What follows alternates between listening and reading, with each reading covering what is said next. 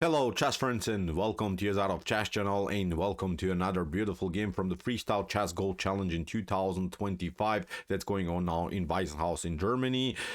We have here now an amazing game from the round 5 of this brilliant Fischer random event between Magnus Carlsen and Javokhir Sindarov.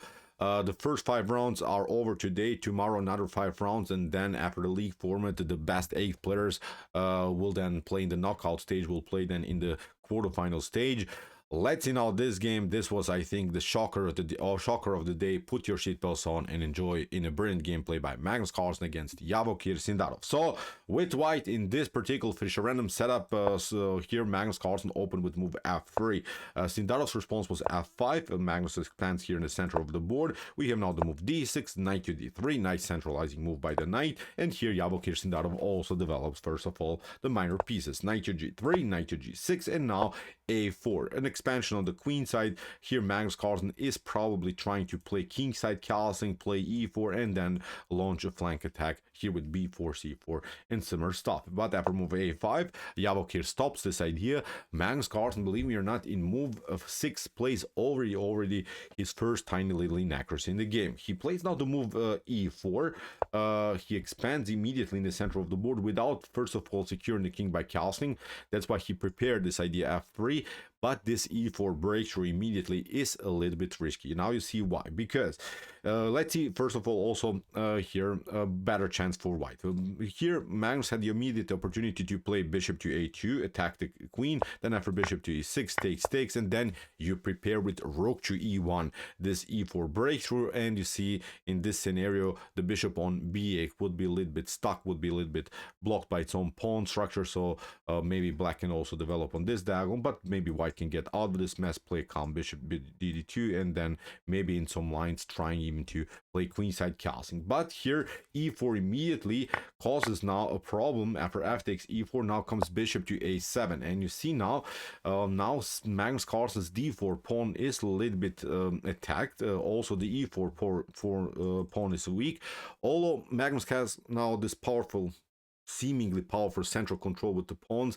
Both of these pawns are vulnerable to black's attack, so it was simply a too risky line that Magnus tried out. Here we have h3. Maybe again bishop to a2. If you play, then it's not working because of bishop to g4. You see the issues after also f takes e4. The king gets attacked. You lost the privilege of castling, and now you just step back and black should be much better. So now the whole idea that was previously working with bishop to a2 now suddenly doesn't have an impact in the game here for Magnus. So that's why after bishop to a7, Magnus tried h3, prevents now this idea with bishop to g4, and now Javokhir Sindarov also plays a tiny little inaccuracy. He plays now the move e5. He challenges the pawn on d4 immediately, which makes of course perfect sense, but again here bishop to e6 would be maybe a slightly better continuation, because here finally prevent this bishop to a2 move that Magnus Carlsen should have played much earlier in the game. But now e5 leads now into an equal position after bishop to e3,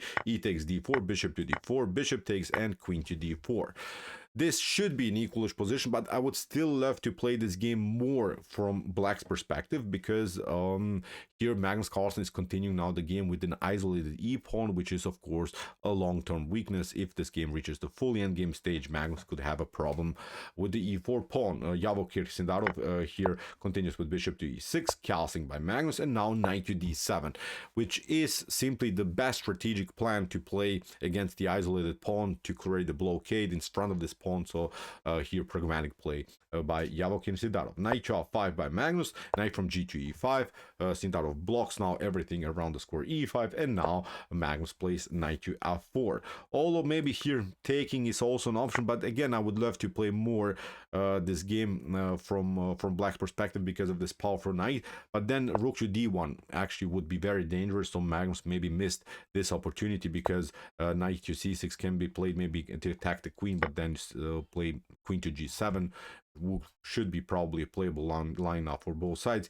Carlsen, for instance, in this scenario is not working because of knight to e7, the royal fork. So knight to e5 was maybe here Magnus Carlsen's only chance to somehow keep the game active. But he played knight to f4. He put more pressure against his bishop. Sindarov simply plays a counter attack, attacks now the rook. Magnus steps back, and now g6. And with every move now, Sindarov is kicking away Magnus Carlsen's pieces. Knight to e3, g5. Here kicking away the knight. Magnus drops back to d5. Although again, maybe to take here would be slightly better, but even after g takes f4, I would say again a better position for black, because after bishop to a2 you could have maybe this kind of a dangerous discovered attack, but then you play calm queen to g7, and now again this blockade idea that Sindarov has prepared is simply too powerful. Even if you go for the trades of knights, I would say in this scenario the black's knight is much better here than white's light square bishop. So I would say good game here for Sindarov. So here Magnus tried knight to d5 to centralize also his knight, but now rook takes f2, king takes f2, forces now a new move here by Magnus with the king. Bishop to d5, good strategic move, I would say. Good trades of pieces, because if for instance queen to d5 happens, then queen to f8 leads into again a much better position for black. Here Magnus took with the pawn, which is even worse, because now you have improved maybe the position of the isolated e pawn, but now the bishop on a2 is simply stuck there. If you play to a2 finally, then it's blocked by its own pawn. If you try to play maybe the move c3 here later, then I don't know, this bishop is simply not targeting so much. Black will play king here, queenside Carlsen will activate the rook again.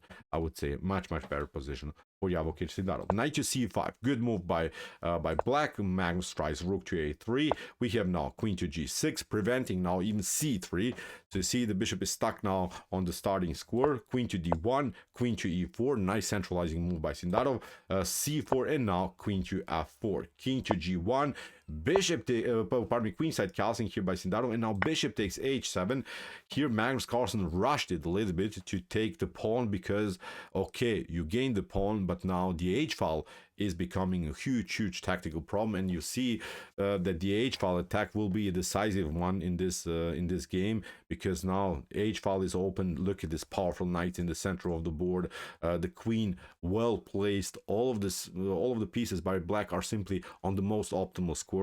Magnus Carlsen has now tough time to defend his position. Here Sindarov plays a calm move, great move, I would say. King to b8 improves simply the position of the king, and now Magnus Carlsen has only one chance to somehow play a dirty trick and maybe get out of this mess with the move g3.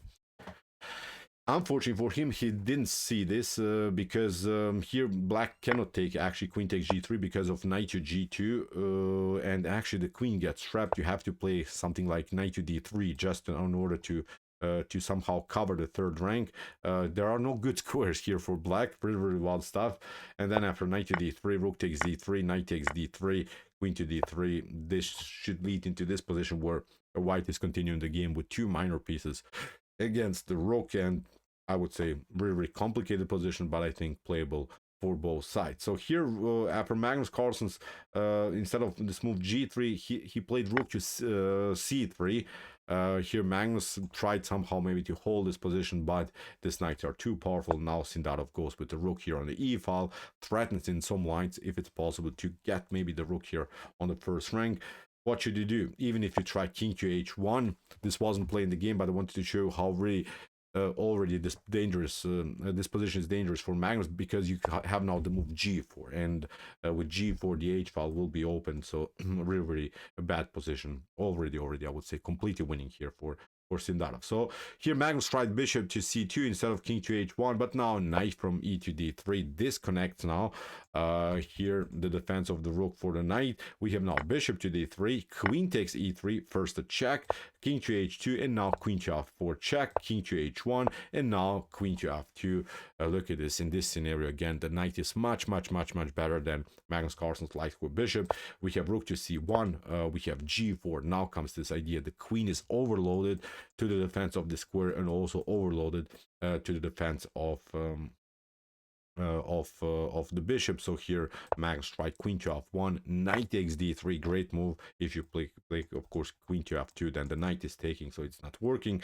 Queen takes d3, g takes h3, queen takes h3, and now after queen to d4 in this particular position, Magnus Carlsen resigned. There's no good defense against rook to h8. Nothing can be done. You can just move the queen, but again, rook to h8 is going to happen. So this square is taken. So you will have to give up the queen in order to somehow prolong the game. But again, it's game over here for Magnus Carlsen. So Javokhir Sindarov won his Fischer random game with the black pieces against big Magnus Carlsen. Really, really wild stuff. And Javokhir Sindarov is in the lead with Fabiano Caruana. Both of them have 4.5 points out of the first 5 rounds in this freestyle chess go challenge, which is really, really crazy. Awesome performance by the young player. He played really brilliant, sharp tactical chess in this game. I think he dominated over Magnus Carlsen for the whole game. Magnus actually searched for some kind of an opportunity to get back into the game. Brilliant play. And you see in Fischer random chess, things are getting also tough here for big Magnus Carlsen. So, okay, this was it for today from the Freestyle Chess Gold Challenge. Maybe if I have time, I'll cover maybe another beautiful Stockfish Fischer random game, which is also going on. There is a beautiful TCEC Season 27 Fischer random event. We'll see if I have time to cover one more great game. But this is it for today from this event. As I said, Javokhir Sindarov and Fabiano Caruana are in the lead of this spectacular chess event. So, okay, if you want to see some other games that we have covered from this event, here's also one game of the days that we have covered between Fabiano Caruana and Magnus Carlsen. And if you like this content, hit the subscribe button. See you soon with some more videos, and what do we say in the end? Chess is the best, of course.